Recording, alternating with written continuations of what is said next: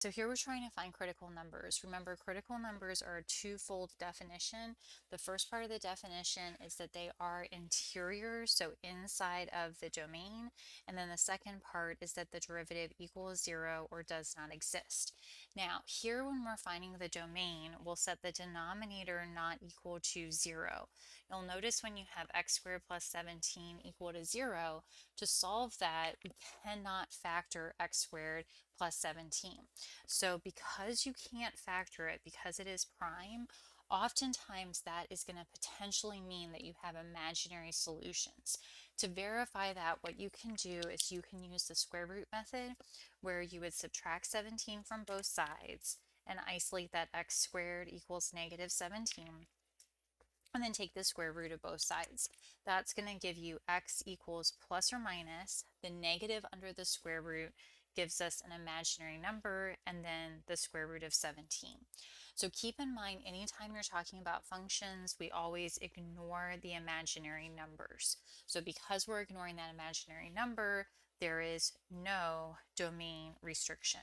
So that means that our domain is going to be all real numbers, even though we had a denominator. So the domain is negative to positive infinity because, again, where the denominator is equal to 0 is actually an imaginary number. And then from there, finding critical numbers will of course involve looking at your derivative. You will notice you have a variable divided by a variable, so you need the quotient rule. So the derivative of negative 14x will go to negative 14, x squared will go to 2x, and then the plus 17 will go to 0.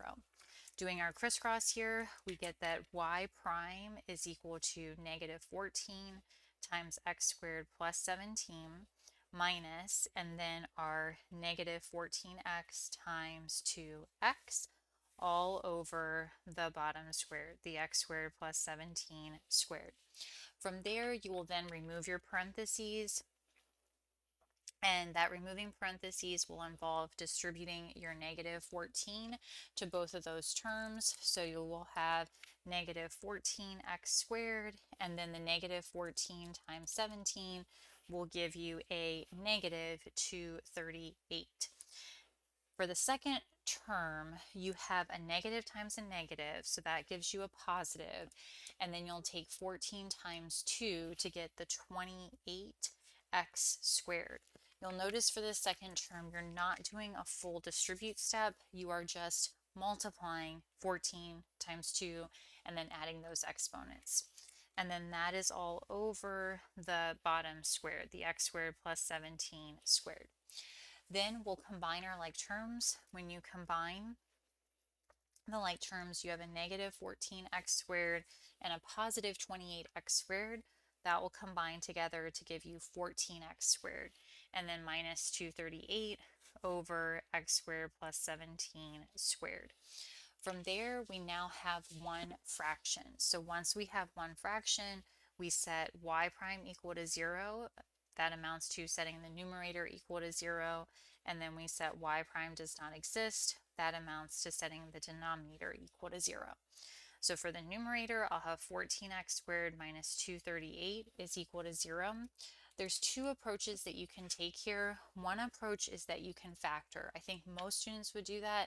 However, you could also use the square root method because there is just an x squared. So it's kind of up to you what you want to do. I'm going to go through it just saying, okay, I have a square power, it's quadratic, so I'm going to try to factor this. So when I factor, I would think, what is the GCF? The GCF here is a factor of 14, and that leaves us with x squared minus 17 is equal to 0. And then we can set the factors equal to 0. So 14 equal to 0, and then x squared minus 17 equal to 0. From 14 equals 0, there's no x there to solve for. For the x squared minus 17, that is not a difference of two squares that you can easily factor into perfect squares, so we're going to use the square root method. So we'll add 17 to both sides, and then get x squared equals 17, and then take the square root of both sides. So that gives us x equals plus or minus the square root of 17. Those would be two critical numbers because, again, our domain is all real numbers. Now, in terms of looking at the denominator equal to 0 component, the denominator equal to 0 is going to follow very similar to what the domain situation was because it's the same denominator. So here my denominator is x squared plus 17. Again, technically it is squared, but you can take the square root of both sides and simply get x squared plus 17 equals 0. Now that is prime, you cannot factor it, so you'll use the square root method. So subtracting 17 from both sides, you'll get x squared equals negative 17, and then take the square root there. This gives us x equals plus or minus square root of 17, and then of course that I that is coming from the negative underneath the radical. Now, anytime you get an imaginary number, when you're talking about functions, you will ignore that imaginary number I. So nothing is coming from the denominator equal to 0. The only critical numbers that you have are this plus or minus square root of 17. Now, they do ask for a point, so to get the point, what we need to do is plug into the original function. So my square root of 17 needs to get plugged back into the original function of negative 14x over x squared plus 17. So what I'll have here is, again, these x's are going to get replaced with the square root of 17.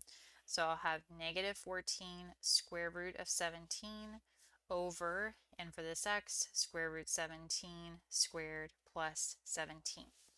That is going to give us, in the numerator, nothing to simplify. In the denominator, if I take that square root squared, again, if I go to my calculator, square root squared, that is going to give us a 17. So the square root and the square cancel. You could also put that in on the calculator, 17 plus 17. And then, of course, the 17 plus 17 will give you a 34 in the denominator. So the first critical number point is going to be square root 17, comma, the negative 14 square root 17 over 34. Now, there's usually going to be like a plus minus difference between these two, but we need to verify that because it's not always the case. So let's just don't take anything for granted is what I'm trying to say. So plug in your negative square root 17. So here we have negative 14, and then n for x, square root negative square root 17 over negative square root 17 squared plus 17. In the numerator, I have a negative times a negative. So that's going to give us a positive 14 square root of 17 over, and then in the denominator, this negative squared will give us a positive.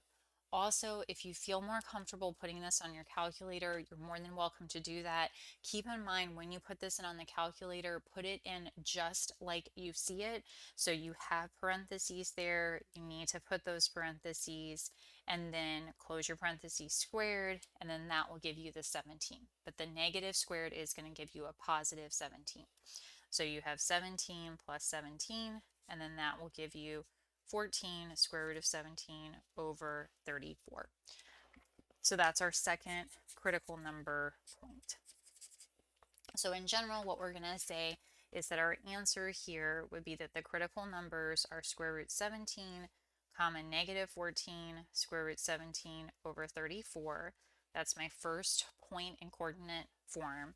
And then my second point is negative square root 17, comma, 14 square root 17 over 34.